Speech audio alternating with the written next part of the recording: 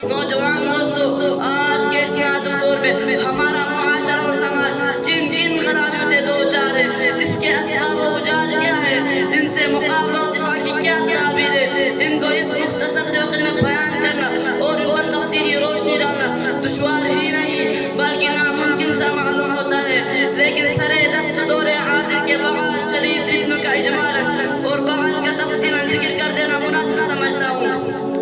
دوستو، وہ اسباب کی جنہوں نے معاشرے کی بنیاد کو ہلا کر رکھ دیا ہے اور امت مسلمہ کے دامن عفت کو تار کر دیا ہے، ان میں سے ضدی عمل کرنا اور کرانا، غیر مشروع طور پر گانڈے تعویذ کرنا، غیر شرعی کاموں کے لیے منت ماننا، ماں باپ کی نافرمانی کرنا، مردوں کا ٹخنوں سے نیچے پائجامہ پہننا، غیر محرم مرد اور عورتوں کا بے محابہ ملنا جلنا، لغو تفریحات میں وقت ضائع کرنا، ریڈیو ٹیلی ویژن پر فواحشات اور حیاسوس مضامین کا نشر ہونا، ان کا دیکھنا اور سننا، سینما دیکھنا، جوا کھیلنا، عورتوں کا بے پردہ رہنا اور ننگے سر گھومنا پھرنا، گلا بازو اور پیٹ کا کھلا رہنا، باریک لباس پہننا، شوہر کی امانت میں خیانت کرنا، دفتروں میں نامحرم کے ساتھ کام کرنا، بے پردہ بازاروں میں جانا، نوجوان لڑکوں لڑکیوں کا کالج میں مفروض تعلیم حاصل کرنا، رشوت لینا اور دینا، سود لینا اور دینا، غیبت کرنا یا سننا، تصاویر کرنا، دیواروں پر لگانا، شوق یا کتا پالنا،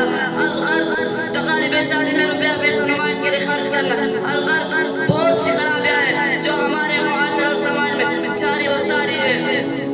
محترم حضرات، یہ بھیانک بیماریاں ہیں جن کا تذکرہ اجمالی طور پر میں نے آپ کے سامنے رکھا، طول میں نہ جاتے ہوئے بعض شدید فتنوں کی وضاحت کر دینا چاہتا ہوں۔ مناسب معلوم ہوتا ہے کہ اولاً اس فتنے کا تذکرہ کیا جائے گی جس نے شرم و حیا کا جنازہ نکال کر مکاری و عیاری کو عام کر دیا ہے۔ حضرات، ایک دور وہ تھا کہ گانا بجانا، ناچنا اور منہ کھول کر غیروں کے سامنے بیٹھنا معیوب شمار ہوتا تھا۔ اونچے اور بڑے درجے کے لوگ تو درکنار کم درجے کے لوگ بھی اس کو بے حیائی اور برا فعل یقین کرتے تھے۔ کیا کسی کی شرم و غیرت اس بات کی اجازت دے سکتی تھی کہ اس کی بہو بیٹی غیروں کے سامنے ناچے اور گائے؟ کیا یہ ممکن تھا ناچ گانوں کی محفل میں اپنی عورتوں کو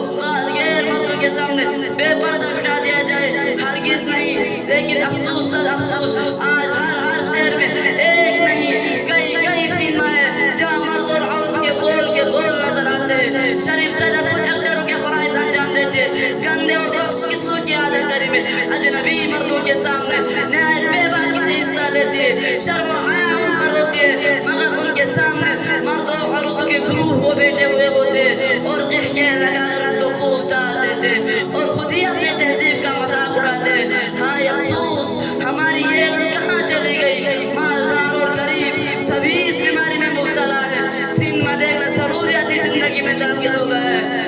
کیا یہی انسانیت ہے کہ اپنی بہو بیٹوں کے ساتھ تماشا دیکھا جائے؟ آقا دو جہاں صلی اللہ علیہ وسلم نے تو ارشاد فرمایا کہ میں گانے بجانے کو مٹانے کے واسطے بھیجا گیا ہوں، مگر ہم ہیں کہ آپ کے امتی اور بڑے زور و شور سے مسلمان ہونے کا دعویٰ کرتے اور خود فلمیں بناتے اور دیکھتے، سینکڑوں اور ہزاروں لوگوں کی چھتوں پر جب نظر پڑتے تو چاروں طرف نام کے ڈش دکھائی دیتے جس سے ٹیلی ویژن میں پروگرام اور فلمیں آتی ہیں، اور یوں کہا جاتا ہے کہ ٹی وی دیکھنے سے معلومات میں اضافہ ہوتا ہے، ٹی وی دیکھنے سے سائنس کی باتیں معلوم ہوتی ہیں، ٹی وی دیکھنے سے جدید تحقیقات کا پتہ چلتا ہے، ٹی وی دیکھنے سے کارخانوں کی پیداوار کا پتہ چلتا ہے، ٹی وی دیکھنے سے ہر دوروں کے اسباب معلوم ہوتے ہیں، ٹی وی دیکھنے سے انسانی زندگی میں ترقی کی راہ کھلتی ہے، ٹی وی دیکھنے سے انسان ترقی کرتے ہیں، ٹی وی دیکھنے سے بچہ ہوشیار ہوتے ہیں۔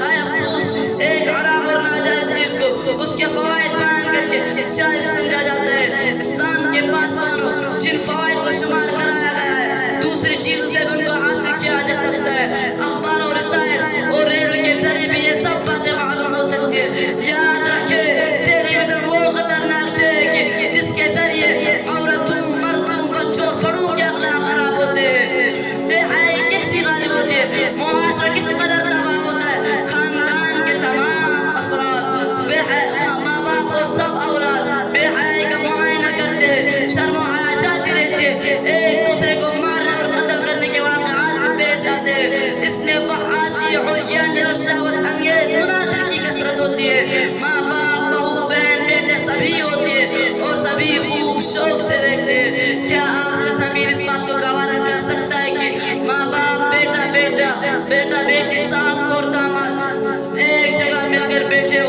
اور سامنے بوسو کنار چما چاٹی لپٹا چپچی ہو رہی ہو، یقیناً عزت انسان کو کبھی گوارا نہیں کر سکتا ہے۔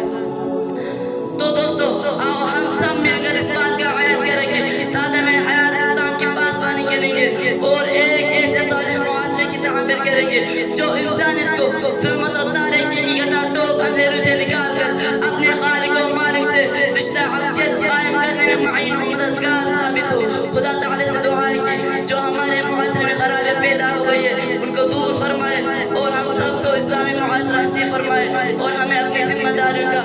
احساس احساس کرنے کے توفیق عطا فرمائے۔ آمین ثم آمین وما علینا الا البلاغ۔